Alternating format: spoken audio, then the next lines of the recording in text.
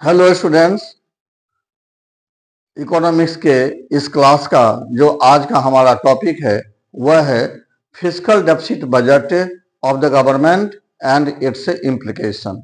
यानी कि आज हम लोग इस बात की जानकारी लेंगे, इस बात पर डिस्कशन करेंगे कि अगर इंडियन गवर्नमेंट अगर फिस्कल डेफिसिट बजट अगर इशू करती है, अगर जारी करती है, तो इसका इंडियन इकोनॉमी पे क्या असर पड़ेगा। ठीक है, यानी कि आज का हमारा टॉपिक है फिस्कल डेफिसिट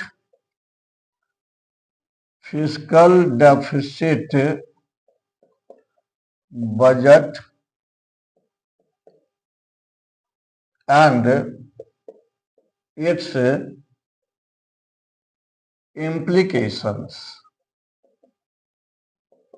ठीक है, तो इसके लिए सबसे पहले हम लोग देखते हैं कि फिस्कल डेफिसिट बजट क्या होता है।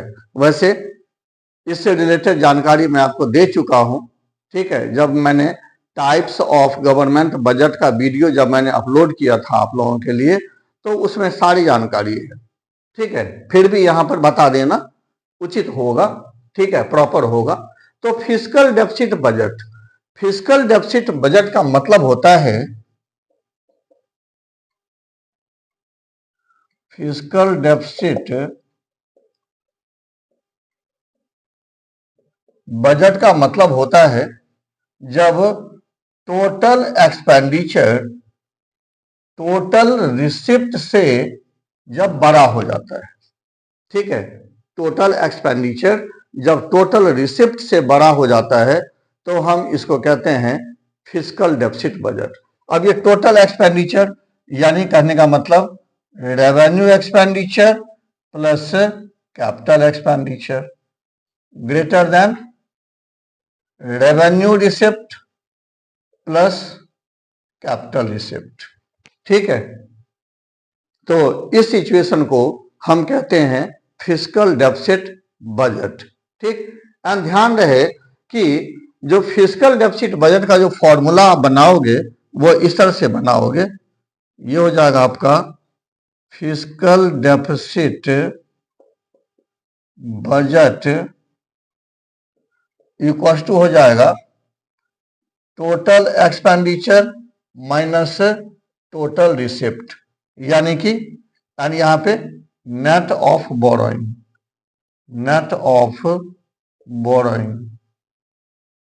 ठीक है, नेट ऑफ बोरोइंग मतलब यह है कि जो भी एक्स्ट्रा एक्सपेंडिचर होगा उसे गवर्नमेंट केवल और केवल बोरोइंग के थ्रू ही मैनेज करेगी।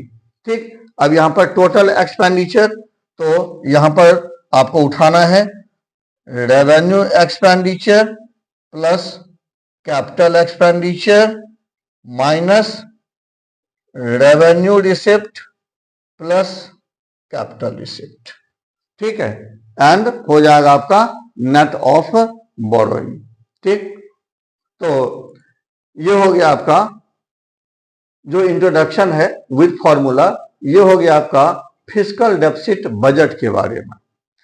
अब प्यारे बच्चों, सवाल ये उठता है कि अगर फिस्कल डेफिसिट बजट गवर्नमेंट अगर लाती है, ठीक है, तो इसका असर क्या पड़ेगा देश की इकोनॉमी पे, इसका असर क्या पड़ेगा। यानी कि इसको हम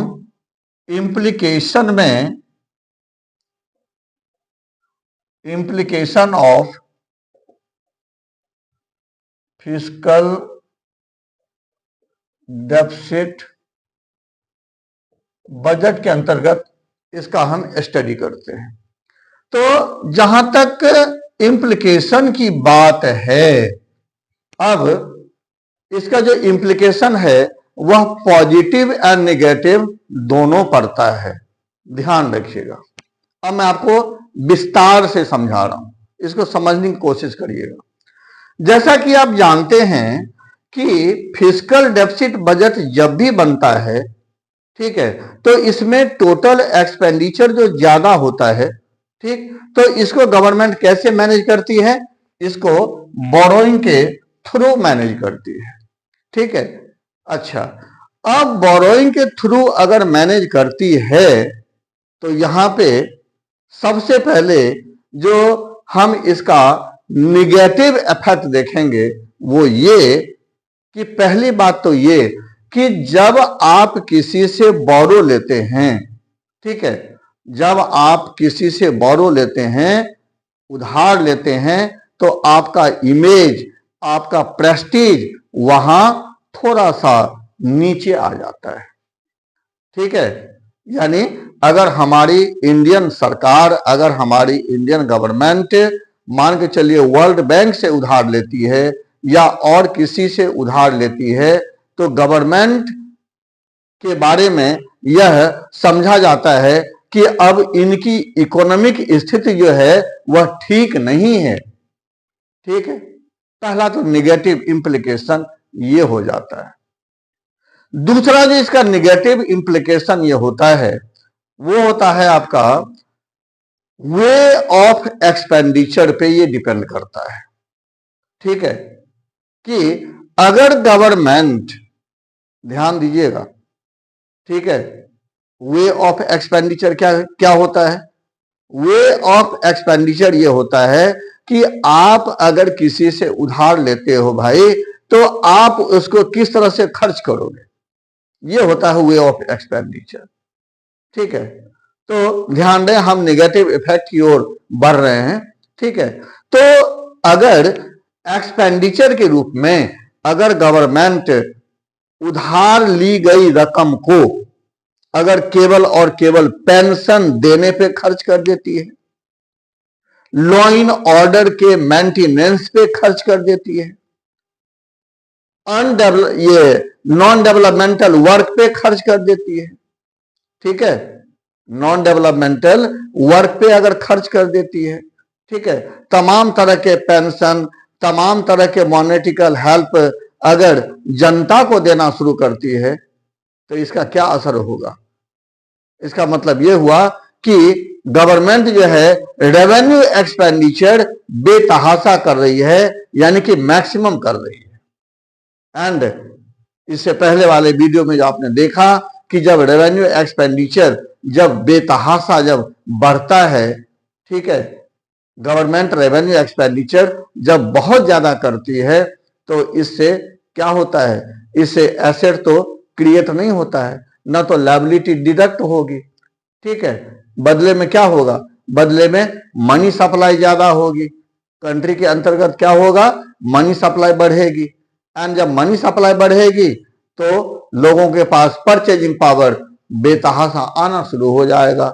मैक्सिमम परचेजिंग पावर होने की वजह से लोगों के द्वारा जो एग्रीगेट डिमांड किया जा रहा है वह बहुत ज्यादा बढ़ जाएगा, और जब एग्रीगेट डिमांड बढ़ जाएगा तो उसके अकॉर्डिंग अगर एग्रीगेट सप्लाई नहीं होगी तो गुड्स एंड सर्विसेज की जो कीमतें हैं वह बहुत ज्यादा बढ़ेंगी। यानी कि कौन सा सिचुएशन क्रिएट होगा? बताओ, कौन सा सिचुएशन क्रिएट होगा? इन्फ्लेशन का सिचुएशन क्रिएट होगा। यानी देश के अंतर्गत क्या होगा? कौन सा सिचुएशन आएगा? इन्फ्लेशन, यानी कि महंगाई, यानी कि जो गुड्स एंड सर्विसेज हैं उसकी कीमतें बहुत ज्यादा बढ़ने लगेगी, ठीक। एंड यह खास तौर से medium class of people and poor class of people के लिए बहुत ही ज्यादा पेनफुल हो जाएगा, ठीक है। तो इस तरह से आपने देखा कि अगर बोरोइंग किया हुआ अमाउंट को अगर गवर्नमेंट रेवेन्यू एक्सपेंडिचर के रूप में खर्च करती है तो इससे केवल और केवल इन्फ्लेशन देश के अंतर्गत क्रिएट होता है, ठीक। इसका जो दूसरा पॉजिटिव इफेक्ट है दोस्तों, मेरे प्यारे बच्चों, इसका जो दूसरा पॉजिटिव इफेक्ट जो आप लिखोगे वह ये है कि अगर बोरोइंग किया हुआ अमाउंट को अगर गवर्नमेंट कैपिटल एक्सपेंडिचर के रूप में खर्च करती है, ठीक है, यानी कि प्रोडक्शन यूनिट्स लगवाती है, ठीक है, रोड्स बनवाती है, डैम्स बनवाती है, तमाम तरह के प्रोडक्शन यूनिट्स लगवाती है, तो इससे क्या होगा? इससे लोगों को बहुत बड़े पैमाने पर एम्प्लॉयमेंट अपॉर्चुनिटीज ऑब्टेन होगा, बहुत बड़े पैमाने पर लोगों को रोजगार मिलेगा, एम्प्लॉयमेंट मिलेगा, जॉब अपॉर्चुनिटीज क्रिएट होगी। एंड जब एम्प्लॉयमेंट जब बढ़ेगा तो लोगों का जो इनकम है वह भी बढ़ेगा, सेविंग भी बढ़ेगी, ठीक है, आउटपुट लेवल बढ़ेगा, फिर से इनकम लेवल बढ़ेगा, इन्वेस्टमेंट लेवल बढ़ेगा, प्रोडक्शन बढ़ेगा, ठीक है, एंड जो जीडीपी ग्रोथ रेट है अल्टीमेटली वह बहुत ही तेजी से बढ़ेगा, ठीक है। तो इस तरह से जहां तक फिस्कल डेफिसिट बजट के इम्प्लीकेशन की बात है, तो इसका जो इम्प्लीकेशन होता है, इसका जो इफेक्ट होता है वह निगेटिव भी होता है एंड पॉजिटिव में होता है, ठीक है। यह दोनों आप एग्जाम में बढ़िया से आप इसको इस तरह से लिखिए, ठीक है। तो उम्मीद है कि यह आपको समझ में आया होगा, इसे आपने अच्छी तरह से समझ लिया होगा।